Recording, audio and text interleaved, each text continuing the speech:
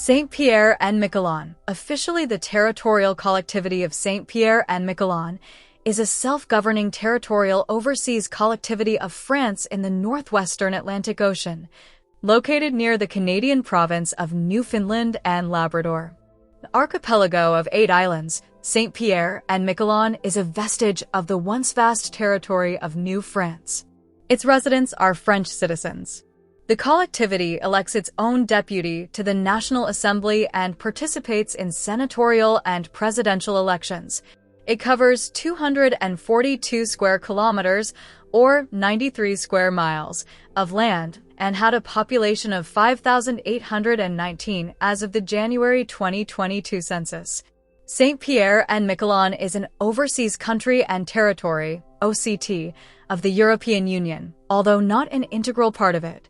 It is neither part of the Schengen area nor of the European Customs Territory.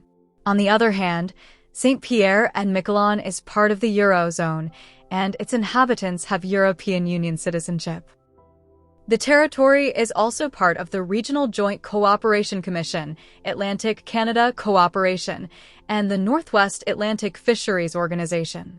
The islands are in the Gulf of St. Lawrence near the entrance of Fortune Bay, which extends into the southwestern coast of Newfoundland, near the Grand Banks of Newfoundland.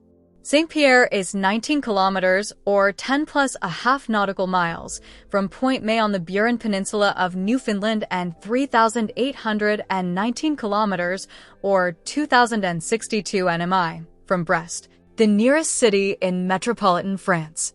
The tiny Canadian Green Island lies 10 kilometers, or 5 plus a half nmi, east of Saint-Pierre, roughly halfway to Point May. History. Before 1900. Archaeological evidence indicates that indigenous peoples, such as the Beothuk, visited Saint-Pierre and Miquelon. However, it is not thought that they settled on the islands permanently. On October 21, 1520, the Portuguese explorer João Alvarez Fagundes landed on the islands and named the Saint-Pierre Island group the 11,000 Virgins, as the day marked the feast day of Saint Ursula and her virgin companions. In 1536, Jacques Cartier claimed the islands as a French possession on behalf of the King of France, Francis I. Though already frequented by Mi'kmaq people and by Basque and Breton fishermen, the islands were not permanently settled until the end of the 17th century.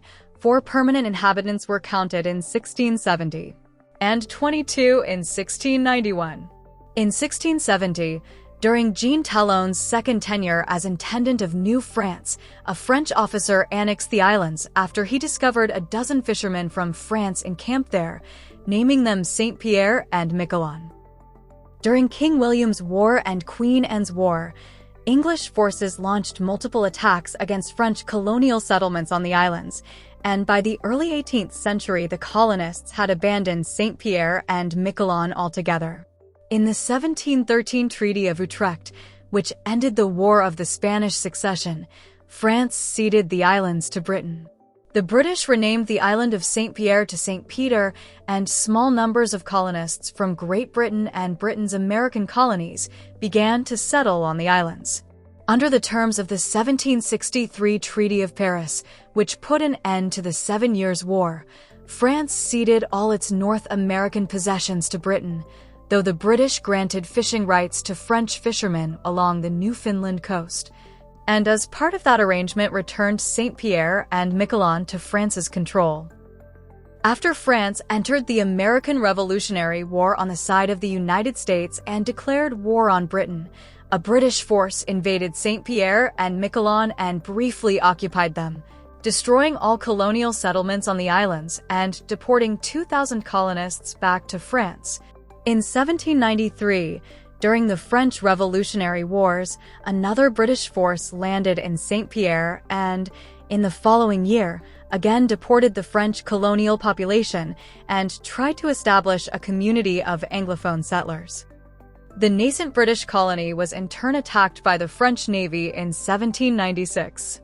The Treaty of Amiens of 1802 returned the islands to France, but Britain reoccupied them when hostilities recommenced the next year. The 1814 Treaty of Paris gave the islands back to France, though the UK occupied them yet again during the 100 Days in 1815. When France immediately reclaimed the uninhabited islands, it found all structures and buildings destroyed or fallen into disrepair.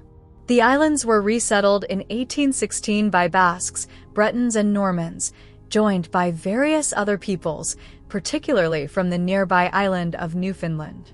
Only around the middle of the century did increased fishing bring a certain prosperity to the little colony.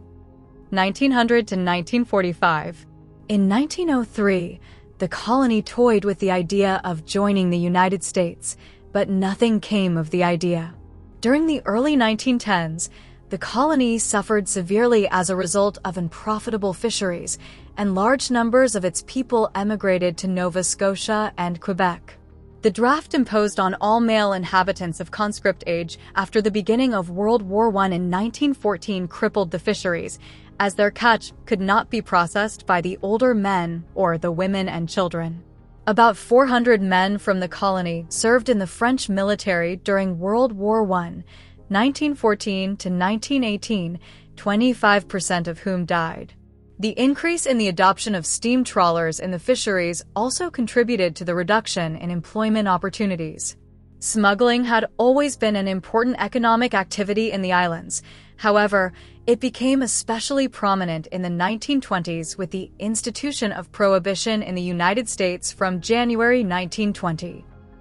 In 1931, the archipelago was reported by the New York Times to have imported 1,815,271 U.S. gallons, 1,511,529 imperial gallons, 6,871,550 liters of whiskey from Canada in 12 months, most of it to be smuggled into the United States.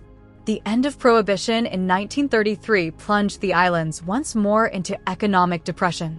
During World War II, despite opposition from Canada, Britain, and the United States, Charles de Gaulle's Free French forces seized the archipelago from Vichy, France, to which the local administrator had pledged its allegiance in December 1941.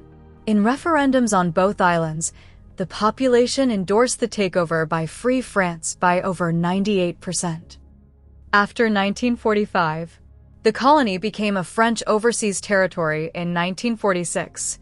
After the 1958 French constitutional referendum, the territory of Saint-Pierre and Miquelon was asked to choose one of three options: becoming fully integrated with France, becoming a self-governing state within the French community, or preserving the status of an overseas territory.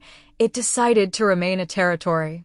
The archipelago became an overseas territory in 1946, then an overseas department on July 19, 1976, before it acquired the status of territorial collectivity on June 11, 1985, thus withdrawing from the European communities.